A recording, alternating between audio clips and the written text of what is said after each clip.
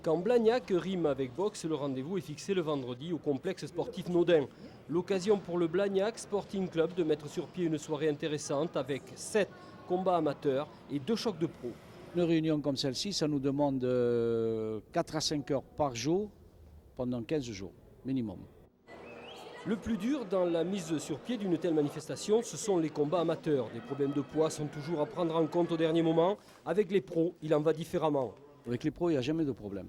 Puisqu'il y a des contrats, ils savent à quoi s'en tenir. Bon, le question poids, tout ça, ils le savent. Donc il n'y a jamais de problème avec eux.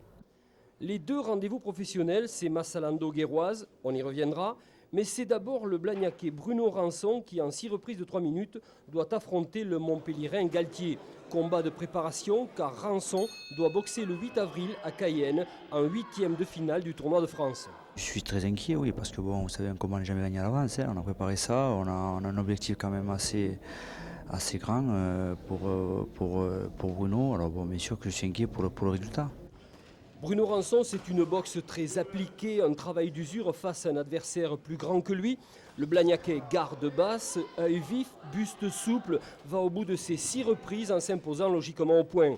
Rançon encaisse peu de coups, il reste concentré de bout en bout. Une victoire logique, mais un Bruno insatisfait.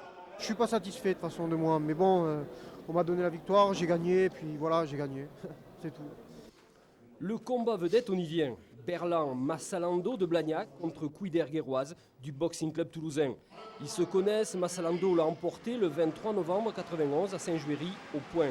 Massalando, il suit une courbe ascendante, il est sûr de sa boxe, il est serein. Il en est autrement de Guéroise, 13 mois sans boxer, sans véritable repère, il s'est préparé, il est confiant. On ne monte pas sur un ring comme ça, hein. Les entraînements qui sont très rudes et voilà quoi, donc on n'a pas peur de monter sur un ring. Je suis content de remonter sur le ring justement, hein. Je suis heureux là. Mais ce retour n'est-il pas prématuré? Est-il vraiment prêt à se mesurer à Massalando? N'a-t-il pas présumé de ses forces? Boxer pour gagner. Ouais, de préférence, hein, de préférence. Gagner, bien sûr, c'est le but quand on monte sur un ring, mais pas quand on croise les gants avec Berlan Massalando, plein de certitude et mort de faim. Ce combat prévu en 8 reprises n'ira pas au bout. Dès les premiers échanges, Guéroise est surpris par la vélocité de son adversaire. Massalando danse, avance, frappe. Guéroise, styliste, esquive, mais encaisse. La deuxième reprise sera décisive. Massalando martèle. Guéroise n'a pas d'argument à opposer au Blagnacais qui le punit une première fois et le sèche d'un terrible crochet du gauche. Je me suis dit donc il faut que je travaille mon point fort, donc c'est la rapidité et d'essayer de toucher l'objectif. Bon, dès le premier round, j'essaie de le faire. Bon, j'ai vu qu'au deuxième round, je peux le descendre, disons.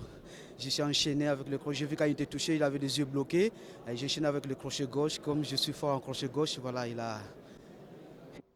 En 10 combats pro, Massalando compte 8 victoires, dont 4 avant la limite. Le Blagnac Boxing Club peut être fier de son champion.